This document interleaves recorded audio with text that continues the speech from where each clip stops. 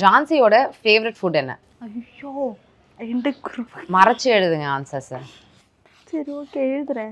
எல்லாமே சாப்பிடுவாளே. ஐயோ ஐயோ அங்க பார்க்க கூடாது, நீங்க லைட்டா பாக்குற மாதிரி இருக்கு. சரி எழுதிட்டேன். இப்போ ரிவீல் பண்ணலாமா? ஜான்சியோட ஃபேவரட் ஃபுட். ஓகே நீங்க காமிங்க. நீங்க அழிக்கலாம் கூடாது, காமிங்க. பிரியாணின்னு எழுதியிருக்காரு. ஓகே ஸோ வந்துட்டு கணவர் வந்து பிரியாணின்னு எழுதியிருக்காரு, மகள் வந்து டொமேட்டோ ரைஸ். ஆமாம், வெஜ்ஜில் வந்து டொமேட்டோ ரைஸ். அதெல்லாம் வேண்டாம் எனக்கு. ரொம்ப பிடிச்சது டொமேட்டோ ரைஸ் தான். ஃபேவரட்னா டொமேட்டோ ரைஸ் தான். சார் என்ன சார் என்கிட்டயே பேசும்போது சொல்றாங்க சார் எனக்கு வந்துட்டு நான்வெஜ் எல்லாம் ரொம்ப பிடிக்காது, அவர் வீட்டுக்கு போனா நான்வெஜ் எல்லாம் நான் சாப்பிட மாட்டேன், எனக்கு பிடிச்ச மாதிரி வெஜ் தான் சமைச்சு கொடுப்பாங்கன்ட்டு. எப்படி சார் பிரியாணின்னு எழுதுறீங்க?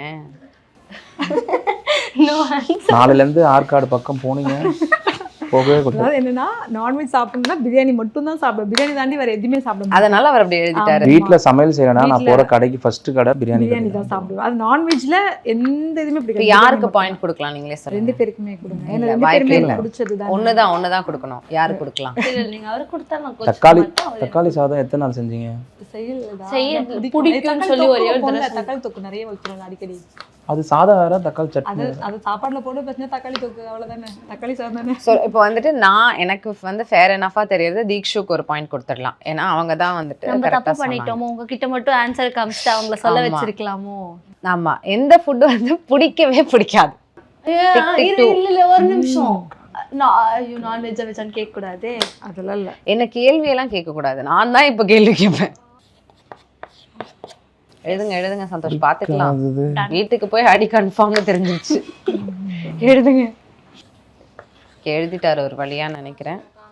ஸோ ஜான்சிக்கு பிடிக்காத டிஷ் வந்து பாவற்காய்னு எழுதிருக்காரு, நீங்க வந்து பீஃப்னு எழுதிருக்கீங்க. எது உங்களுக்கு பிடிக்காது? பீஃப் தான் பிடிக்காது. ஷூட்டிங் ஸ்பாட்ல பாவக்காய் தொக்குலாம் பண்ணுவாங்கடா. ஸோ அகைன் செகண்ட் கேள்விக்கும் செகண்ட் பாயிண்ட் பொண்ணுக்கு தான் போச்சு. ஜான்சி வந்து அதிகமா சந்தோஷப்படுறது எதுக்கு? அப்படியே ஹாப்பியா ஃபீல் பண்றது டே டு டே லைஃப்லயும் இருக்கலாம். இந்த விஷயம் கொடுத்தா அவங்க செம குஷியாயிடுவாங்கன்னா என்ன ஒரு விஷயம்? கொடுக்கறதா இருக்கலாம், இல்லை ஒரு நிகழ்வா இருக்கலாம். மறைச்சு வச்சு எழுதுங்க, அதை காமிச்சு வச்சு எழுதுறீங்க நீங்க. இந்த சைடு திரும்புங்க. அதான் ஒரு நிமிஷம் இருங்க. இத பண்ணா சந்தோஷமாயிடுவாங்கன்னு சொல்றீங்களா? அதுல எது வந்து ரொம்ப சந்தோஷமாறாங்கன்றத கம்பேர் பண்ணி நம்ம பாயிண்ட் கொடுப்போம். இவங்க எழுதுறதுல நீங்க ஃபர்ஸ்ட் அவங்க கிட்ட ஆன்சர் கேட்டுடுங்க, அதுக்கப்புறம். ஆமா, அவங்களே எனக்கு தெரிஞ்சு உங்க ரெண்டு பேரோட பாத்துருப்பாங்க. எழுதிட்டீங்களா? ஓகே நீங்க சொல்லுங்க, எது வந்து ரொம்ப சந்தோஷப்படுத்தும் உங்களை? ஜாலியா நாங்க ரீல்ஸ் பண்ணுவோம்ல, அதுவே பயங்கர ஹாப்பியா இருக்கும். ஆமாங்க எழுதிட்டாங்க.